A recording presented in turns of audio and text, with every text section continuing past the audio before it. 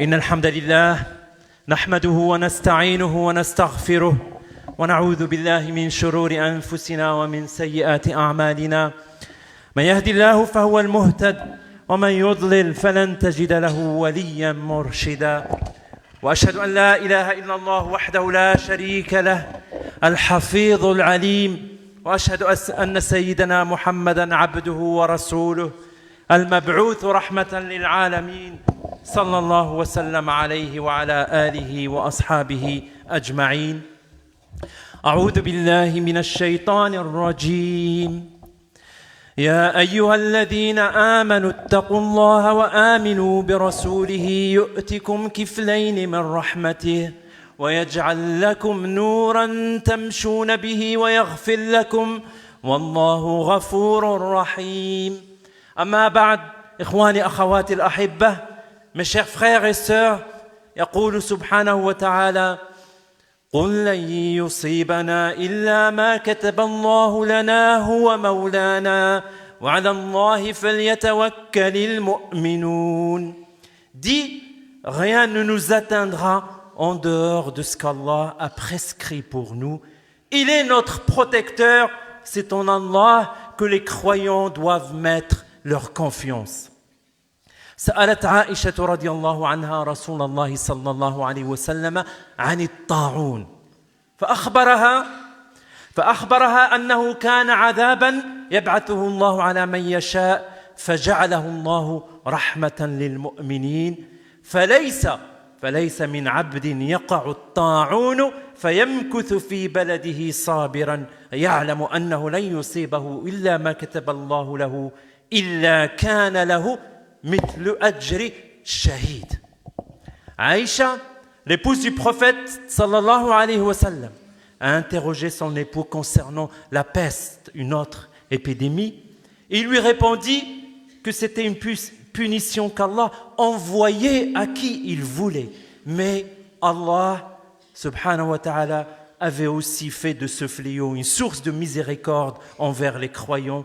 Le croyant qui se trouve dans un pays touché par cette épidémie et y reste patient et confiant, convaincu qu'il ne sera touché que parce qu'il lui a été destiné par Allah, aura, si jamais il en meurt, une récompense égale à celle d'un martyr. Ibadallah, alhamdulillah ala ni'mati al-islam wal-iman, يقول صلى الله عليه وسلم عجبا لأمر المؤمن إن أمره كله له خير وليس ذلك لأحد إلا للمؤمن إن أصابته سراء شكر فكان خيرا له وإن أصابته ضراء صبر فكان خيرا له. Alhamdulillah, louange à Allah pour le bienfait de l'islam et de la foi. Le messager sallallahu alayhi wa sallam nous dit ce que l'affaire du croyant est étonnante. Son affaire ne comporte pour lui que du bien. Et cette faveur n'appartient qu'aux croyants. S'il est l'objet d'un événement heureux, il remercie Allah et c'est là pour lui une bonne chose. Et s'il est victime d'un malheur, il l'endure avec patience et c'est là encore pour lui une bonne chose. Alhamdulillah. ومع ذلك عباد الله نسأل الله الحفيظ العليم أن يحفظكم وأهليكم وأن يحفظ العالم من هذا الداء. Malgré cela, nous invoquons Allah subhanahu wa ta'ala qui vous préserve ainsi que vos familles et qui préserve le monde entier contre cette épidémie.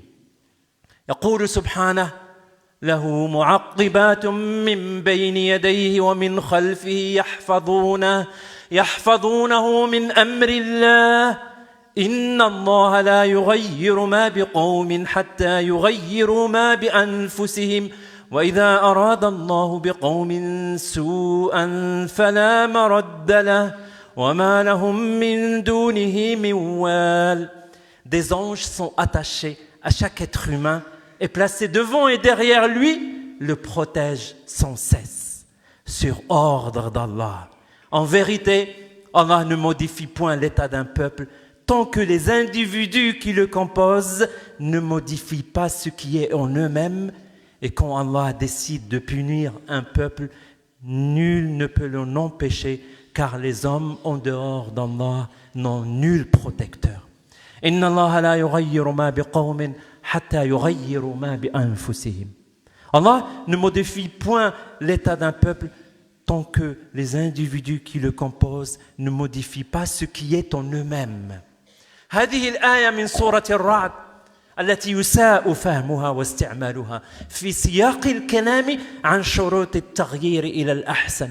هي في الحقيقة تتكلم عن كيف يحدث التغيير إلى الأسوأ كما تفسرها آية أخرى تشبهها في سورة الأنفال. وكما تعلمون القرآن يفسر بعضه بعضا. Ce verset de la sourate, le tonnerre, que l'on utilise à tort pour parler du changement en bien d'un peuple, en réalité parle du changement en mal d'un peuple, comme l'explique cet autre verset similaire de la sourate Al-Anfal, la sourate 8. ذلك بأن الله لم يك مغيرا نعمة أنعمها على قوم حتى يغيروا ما بأنفسهم وأن الله سميع عليم. Ce verset nous dit, Allah ne modifie en rien un bienfait dont il a gratifié un peuple avant que celui-ci ne modifie lui-même son comportement, car Allah est audient, il entend tout, et omniscient, il sait tout. لا يزيل الله نعمة من قوم إلا إذا تغير هذا القوم إلى الأسوأ. Allah n'enlèvera jamais un bienfait qu'il accorde à un peuple, sauf dans le cas où ce peuple détériore son comportement. عباد الله، وإن كانت هذه الآيات تخص الأقوام فعلينا كأشخاص في كل حال وخاصة في حال الأوبئة أن نحاسب أنفسنا، أن نتوب إلى ربنا، أن نكثر من الأعمال الصالحة، لأن ذلك كذلك من أسباب دفع العقوبات الإلهية ورفع الابتلاءات. Même si cette règle concerne des peuples entiers, on doit en tant qu'individu tout le temps se remettre en question, se repentir à Allah et multiplier les bonnes actions. On doit le faire autant plus qu'on est confronté à cette épidémie, car ceci permet aussi de se protéger contre le châtiment divin et lever l'épreuve. عباد الله، ما يحدث هو درس للبشرية رغم تطور العلم في العالم. ها هي جرثومة صغيرة مخلوق لا يرى بالعين تزلزل العالم وتبث فيه البلبلة. فيا بني آدم اعرف حجمك وتذكر قدرة الله. Ce qui se passe actuellement est une leçon pour toute l'humanité.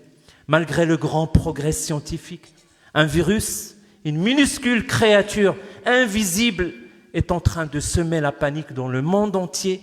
Alors, fils d'Adam, être humain, remets-toi en question, prends la mesure de ta petitesse, prends la mesure de la grandeur d'Allah, de sa puissance. ولكن عباد الله، أنا كمسلم ما موقفي من هذا الوباء؟ بما ينصحنا الإسلام عندما يتفشى وباء. Mais en tant que musulman, quelle attitude, quelle position dois-je avoir face à cette épidémie? Quelles sont les consignes de l'islam en cas d'épidémie généralement? يروي عبد الله بن عباس رضي الله عنهما أن عمر بن الخطاب رضي الله عنه خرج إلى الشام حتى كان بسرغ حدود الشام. لقيه أمراء الأجناد أبو عبيدة بن الجراح وأصحابه فأخبروه أن الوباء أي الطاعون قد وقع بأرض الشام. Ibn Abbas raconte que le calife Omar ibn al-Khattab était en route vers le Shem lorsqu'il a été accueilli à Sarr. Sarr, c'est un endroit à la frontière du Shem. Le Shem, c'est l'actuelle Jordanie, Syrie, Palestine, Liban. À l'actuel, donc à Sarr, il a été accueilli par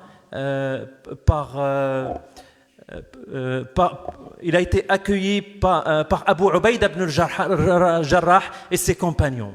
Ils lui apprirent que la peste s'était déclarée au Shem. استشار عمر المهاجرين الأولين ولكنهم اختلفوا، ثم استشار الأنصار ولكنهم كذلك اختلفوا، حتى استشار مشيخة قريش من مهاجرة الفتح فأجمعوا فقالوا نرى أن ترجع بالناس ولا تقدمهم على هذا الوباء. Omar, le calife perplexe devant cette situation, quoi faire? consulta tout d'abord le groupe des Muhajirin, puis ensuite le groupe des Ansar. Mais voyant leur divergence à propos de l'attitude à avoir, il demanda l'avis du troisième groupe, les sages de Quraysh, qui ont embrassé l'islam et qui s'étaient exilés avant la conquête de Mecca. Ce troisième groupe était unanime à dire « Notre avis est que tu rebrousses chemin avec tes compagnons afin que vous ne livriez pas ou vous ne vous livriez pas à l'épidémie. » فنادى عمر في الناس إني مصبح على ظهر فأصبحوا عليه قال أبو عبيدة بن الجراح أفرارا من قدر الله فقال عمر لو غيرك قالها يا أبا عبيدة نعم نفر من قدر الله إلى قدر الله. Omar cria alors parmi les gens, dès le lever de jour, je vais enfourcher ma monture pour rentrer à Médine, faites-en de même. Abu Ubaïda ibn al-Jarrah, ce grand compagnon, lui dit alors, est-ce une fuite du destin d'Allah, Omar lui rétorqua, oui. Omar lui rétorqua, ah, si quelqu'un d'autre que toi l'avait dit. Sous-entendu, je l'aurais sûrement châtié. Oui, nous fuyons le destin d'Allah pour nous réfugier dans le destin d'Allah subhanahu wa ta'ala. فجاء عبد الرحمن بن عوف وكان متغيبا في بعض حاجته فقال إن عندي في هذا علما سمعت رسول الله صلى الله عليه وسلم يقول إذا سمعتم به أي بالطاعون بأرض فلا تقدموا عليه وإذا وقع بأرض وأنتم بها فلا تخرجوا فرارا منه فحمد الله عمر ثم انصرف. Ibn Abbas ajoute, juste à ce moment arriva le grand compagnon Abdurrahman ibn Auf qui avait été retenu par une affaire et il dit, je détiens une science concernant ce sujet. Il détenait un hadith du prophète sallallahu alayhi wa sallam. J'ai entendu le messager d'Allah dire, quand vous apprenez que cette épidémie, la peste, est dans un pays, n'y entrez pas. Et si l'épidémie arrive quand vous y êtes déjà, n'en sortez pas. Omar remercia Allah subhanahu wa ta'ala et prit le chemin du retour. نسأل الله العليم الحفيظ أن يحفظنا وأهلنا وأولادنا وأبناءنا ومجتمعنا من كل وباء وبلاء.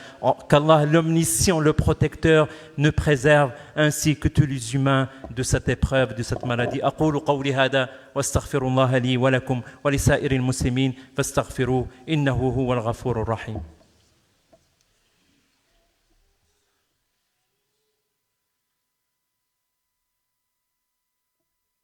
الحمد لله والصلاة والسلام على أشرف المرسلين. يقول سبحانه آية نكررها مرارا إياك نعبد وإياك نستعين. C'est toi seul que nous adorons et c'est toi seul dont nous implorons l'assistance. هذه الآية عباد الله تلخص الإسلام تلخص القرآن. إياك نعبد عبادة الله هي إرضاء الله بالأخذ بالأسباب بالأعمال. وإياك نستعين الاستعانة بالله هي التوكل على الله. Ce verset que l'on répète souvent de la Fatiha résume l'islam comme le dit Ibn al-Qayyim rahimahullah. C'est toi seul que nous adorons. Adorer Allah, c'est agir pour plaire à Allah. Adorer Allah, c'est faire les causes nécessaires, agir.